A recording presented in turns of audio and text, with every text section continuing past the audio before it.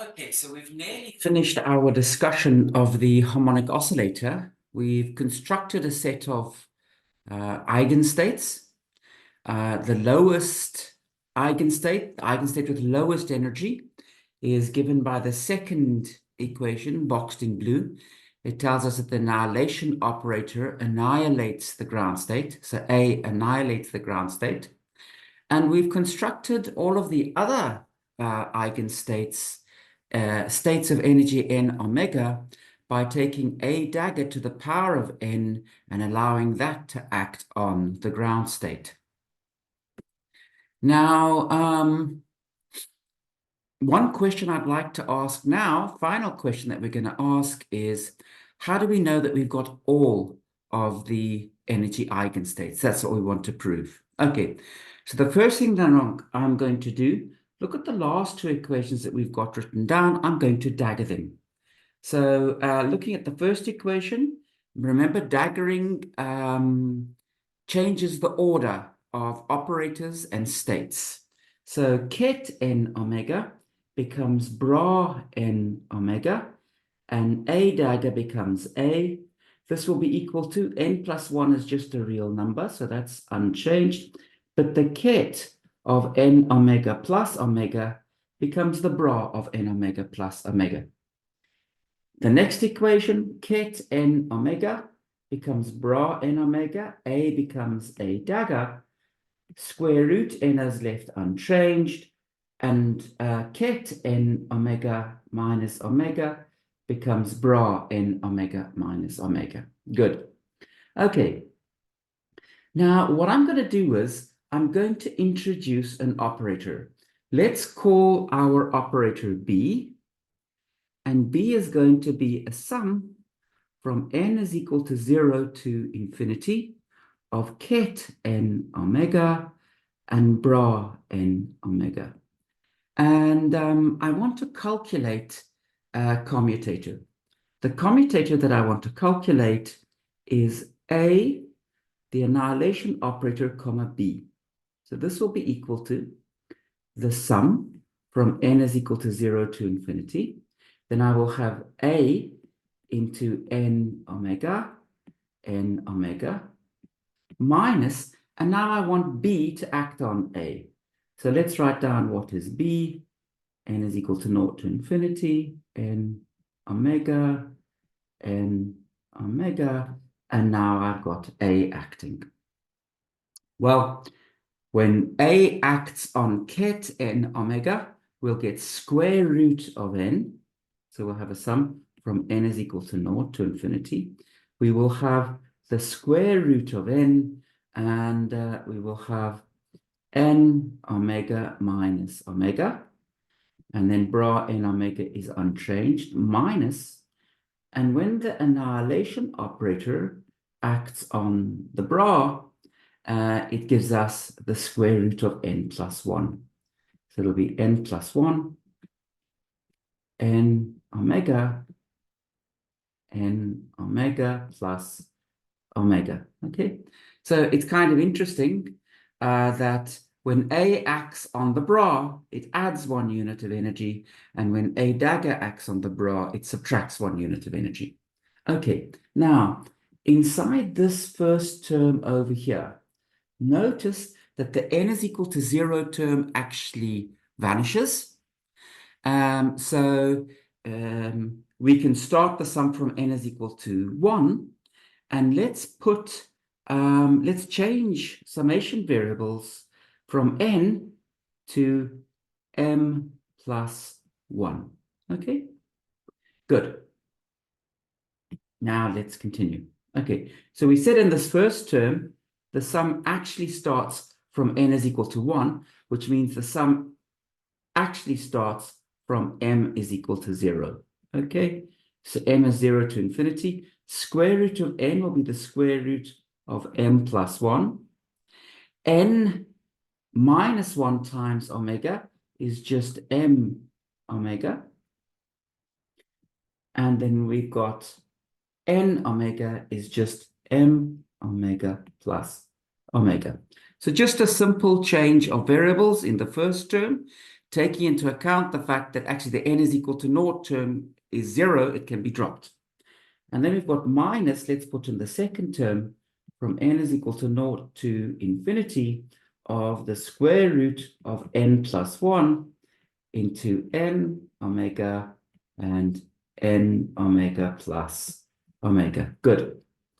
Now, these two terms are actually identical.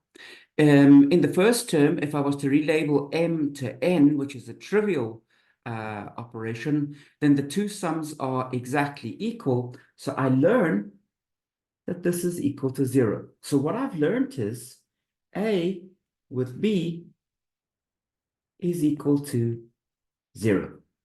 Now, next thing I want to do. What is b dagger? Okay, so there's the definition of b. Now remember what we do when we calculate the dagger. We reverse the orders of states. We change bras into kets and kets into bras. So using that rule, it should immediately be clear to you that b dagger is equal to b. Okay, good. So let me dagger this equation that I've got over here. So we've got, let's take a comma b and let's dagger that. So what is that equal to? Well, okay, this is going to be naught because naught dagger is naught. But this is a b minus b a dagger. What does daggering do? Well, it swaps the orders of the operators. So the ab term will become b dagger, which is just b, times by a dagger minus, and for the second term, we'll get a dagger times by b. So this is the commutator of b with a dagger. So we know that b commutes with a dagger and with a. Okay, very good. Now, remember the definition of p and q. If I was to take a plus a dagger divided by square root 2, that is q. Okay, so let's just write that down. Q is equal to a plus a dagger divided by the square root of 2. Similarly, if we take I a dagger minus I a over square root of 2, that is P. So P is equal to I a dagger minus I a over the square root of 2. So let's just make sure of that. Yes, okay, so that's correct. So you check me, I think that's fine though. So now I want to calculate Q comma B. Well, this is a plus a dagger over the square root of 2 comma b. And using the rules that we're so familiar with now, this is 1 over the square root of 2 a comma b plus 1 over the square root of 2 a dagger comma b. And a commutes with b, a dagger commutes with b. So this is naught plus naught, which is naught. So we've just shown that Q commutes with B, and an absolutely identical argument will show you that P commutes with B. Okay. Now, what did we say? We said that if we have an operator A that commutes with P and it commutes with Q, then that operator has to be a multiple of the identity. So what we've just learned is B has to be equal to some real number. Let's call it, I don't know, let's call it gamma times the identity. Okay, and gamma is just some real number. We've just proved that. So now, how can we determine gamma? Well, B squared would be equal to gamma squared times the identity. So let's work out what B squared is. B squared will be a sum from n is equal to 0 to infinity of n omega, and then let's put down b again. This is a sum from m is equal to 0 to infinity of m omega. So this is the sum from n and m is equal to 0 to infinity. We've got n omega, m omega,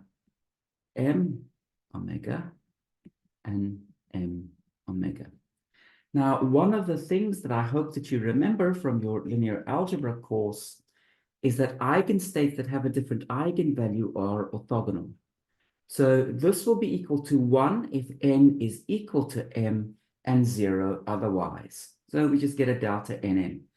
That allows us to do the sum over n. So then this is equal to a sum from n is equal to 0 to infinity of n omega n omega. But what is this equal to? This is equal to b, okay? So b squared is equal to b, which means gamma squared times the identity is equal to gamma times the identity, and that means gamma is actually equal to 1. So what we have proved, we've proved that b is the identity. So we've shown that the sum from n is equal to 0 to infinity of n omega is equal to 1. But this you will recognize is nothing but the completeness relation, and it tells us that the n omegas are a complete basis. So this proves that we've got all of the possible energy eigenkets, and I hope that now you can also see, I said when we started this section of the harmonic oscillator, I said that this set of conditions over here is how we specify how big our space is, okay? And you can see that we've had to use this condition in the green box to prove that the energy eigenkets that we have are a complete basis.